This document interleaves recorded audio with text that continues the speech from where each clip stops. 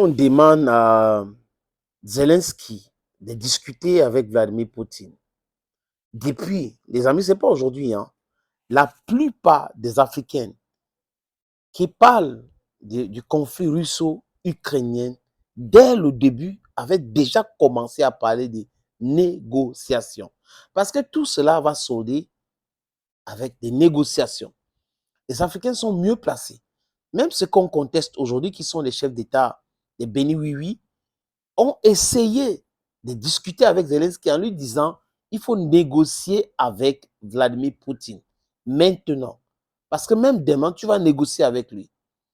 Mais comme Zelensky s'écoute, écoute les gens qui lui trompent, comme Joe Biden, comme qui encore, comme Sunak, comme Macron, tous ces gars-là, il les écoute très bien. Et voilà des gens qui lui ont mis dans les problèmes, dans les difficultés. Parce que s'il avait écouté les voix qui venaient de l'Afrique, les activistes africains, les journalistes africains, les analystes africains, les experts africains, on ne serait pas là aujourd'hui. Dès le début, quand les opérations spéciales ont commencé, la Russie a dit nous voulons négocier. Et la pression a été mise sur les Ukrainiens. Ils ont accepté les négociations. Ils ont allé à Minsk et après en Turquie. Et Boris Johnson est arrivé là-bas où vous n'avez pas besoin de négocier avec eux. Vraiment, on va vous donner les armes, on va battre la Russie. La Russie est faible. La Russie n'a pas la capacité de produire des missiles. La Russie n'a pas assez de scientifiques, des composants. Voilà ce qu'on va faire. Quand on va faire tout cela, ça va détruire l'économie russe.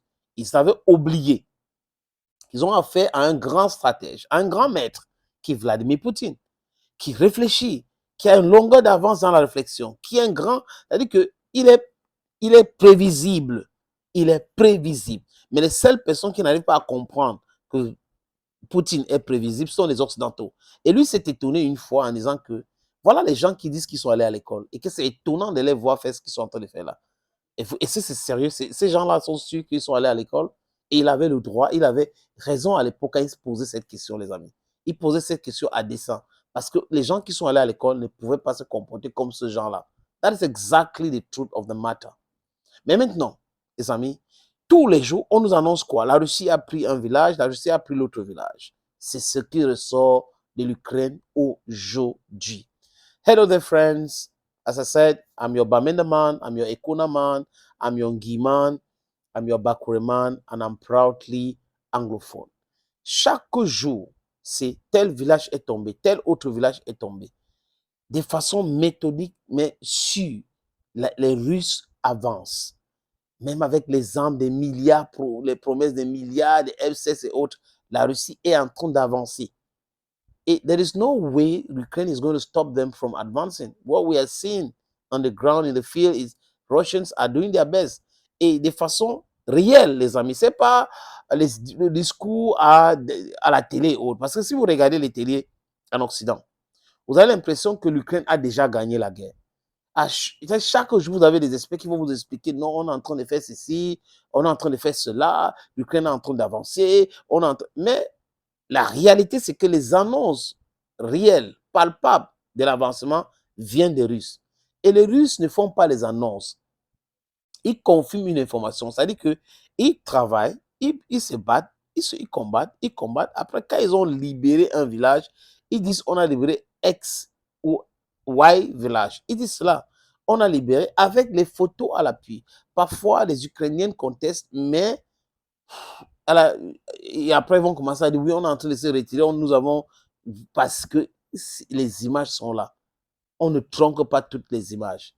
Certaines images peuvent être tronquées, mais pas pour toujours.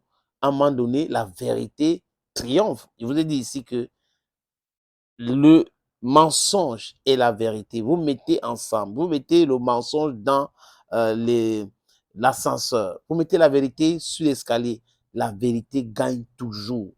Donc, il faut être du côté de la justice. Mais aussi, il faut être pragmatique. Zelensky et ses amis devraient être pragmatiques. Sur le pragmatisme, est-ce que le rapport de force est de votre côté? Si la réponse est non, on négocie. On négocie maintenant. Parce que si on attend de négocier après, ça sera compliqué. Regardez comment les choses sont en train de changer en Occident. Des élections à élections, ceux qui étaient les premiers soutiens de Zelensky ont perdu. Et ça rend dans l'équation tellement difficile. tellement difficile pour Zelensky aujourd'hui. L'événement de Donald Trump au pouvoir, c'est un cauchemar pour lui. Emmanuel Macron is belittled in his country. Things are not working out for him correctly. Donc, vous voyez qu'on est en train d'aller vers un truc que Zelensky n'a pas pensé. Il a pensé que les gars devaient rester comme lui au pouvoir pendant longtemps et tout, et l'opinion européenne était avec lui. Mais aujourd'hui, on se rend compte que non, cette opinion n'est pas forcément avec Zelensky. L'opinion était avec le peuple ukrainien. Mais l'opinion publique européenne souffre des prix, le carburant, l'augmentation des prix et tout ça. Et c'est embêtant pour eux. Donc, le peuple veut autre chose. Il faut une autre politique et il faut penser autre chose. Et là, les amis, c'est ça. Il revient donc à la case départ. C'est qu'on avait dit négocier. Vous voyez Zelensky aujourd'hui, qu'est-ce qu'il dit?